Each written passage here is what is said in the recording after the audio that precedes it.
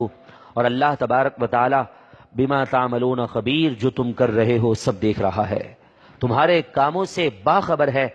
پچھلے ہی درس کے اندر ہمارے کو آخری الفاظ کے اندر یہی درس ملا تھا کہ ہم جو کر رہے ہیں ہمارا رب ہمیں دیکھ رہا ہے۔ آج بھی اس آیت کے اندر 233 آیت کا آخری حصہ بھی ہمیں یہ پیغام دے رہا ہے کہ ہر معاملے کے اندر تمہارا رب تمہیں دیکھ رہا ہے۔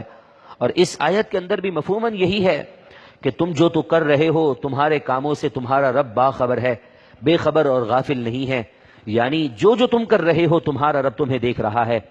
آج اگر کہیں کیمرہ لگا ہو تو ہم کتنے احتیاط سے کام کرتے ہیں، کوئی علاقے کا معزز آدمی ہمیں دیکھ رہا ہو تو ہماری حرکات، ہمارے سکنات، ہمارے کردار بڑے اطمینان کے ساتھ، بڑے سکون کے ساتھ ہم ایک اچھے انسان بن جاتے ہیں۔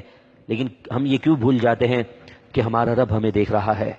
ہم یہ کیوں بھول جاتے ہیں کہ ہمارے کو جس پروردگار نے بن مانگے اتنی عزتیں عطا کی، جس رب نے ہمیں اتنے کمالات کے ساتھ اتنے وصف کا حامل بنا دیا، وہ رب، وہ نعمتیں عطا کرنے والا رب، مجھے زندگی بخشنے والا رب مجھے دیکھ رہا ہے۔ اور اللہ تبارک و تعالی جس کو یہ نعمت دے دے کہ اس کے ذہن کے اندر یہ بات راسخ ہو جائے کہ میرا رب مجھے دیکھ رہا ہے، تو وہ ہر گناہ سے، ہر برائی کے کام سے بچ جاتا ہے۔ ہاتھ اٹھا کر دعا کریں اللہ رب العالمین ہمیں ایمان کامل کے ساتھ ساتھ یہ نعمت دے دے کہ ہمارا رب ہمیں دیکھ رہا ہے۔